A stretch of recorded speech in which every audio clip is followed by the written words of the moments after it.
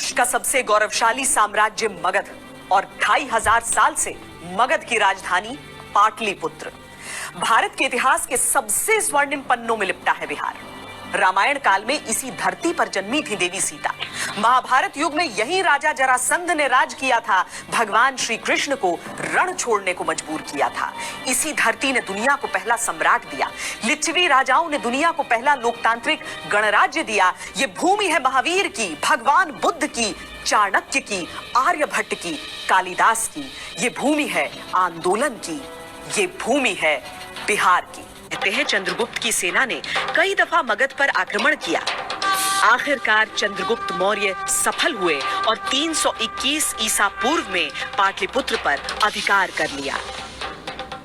चंद्रगुप्त मौर्य के साम्राज्य में आज का जो अफगानिस्तान है, जिसमें काबुल, कंधार, हेरात, बल्ख, ये उधर था, इधर बंगाल था और दक्षिण में कर्नाटका तक फैला हुआ था। बीच में केवल कलिंग नहीं था, जिसे बाद में अशोक ने जीता है। अदरवाइज कलिंग के बिना भी चंद्रगुप्त मौर्य ने भारत के सबसे बड़े साम्राज्य की स्थापना की थी। अब विनाश हो गया, लेकिन इस नरसंहार ने एक नए अशोक को जन्म दिया। चंड अशोक की जगह अशोक महान।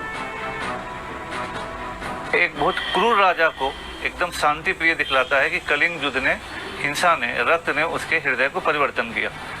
दूसरा इंटरप्रिटेशन ये है कि अशोक एक बहुत ही चालाक और बुद्धिमान शासक था, जिस तरह से बाद में चलकर अकबर हुआ है। अशोक के लिए नेचुरल साम्राज्य विस्तार अब खत्म हो चुका था।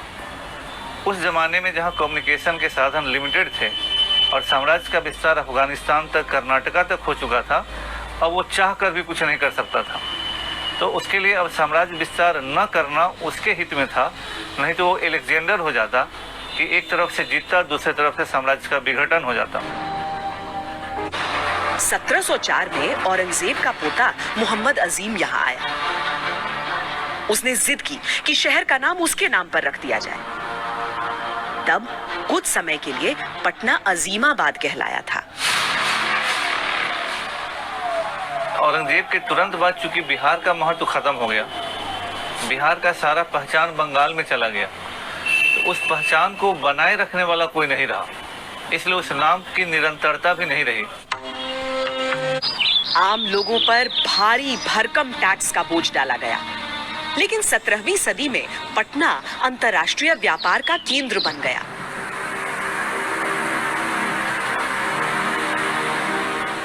बिहार में उस समय अपना कोई उस तरह का शासक नहीं था जो बिहार को अलग पहचान दे। उत्तर प्रदेश के जो लोग थे उनका सारा ध्यान दिल्ली पर होता था, लखनऊ के नवाब का। बिहार जो है अनअटेंडेड रह गया और इसका फायदा बंगाल के नवाबों ने उठाया। विशेषकर जब सुजाउद्दीन शासक हुआ तो उसके ज़माने में बिहार को पूरी तरह से बंगाल में मिला लिया गया।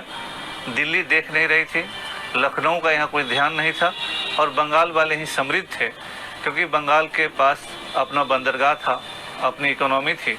और बंगाल के साथ उस ज़माने में सबसे बड़ा फ़ायदा ये था कि बंगाल उत्तर भारत के राजनीतिक डिस्टर्बेंसेस से अछूता था।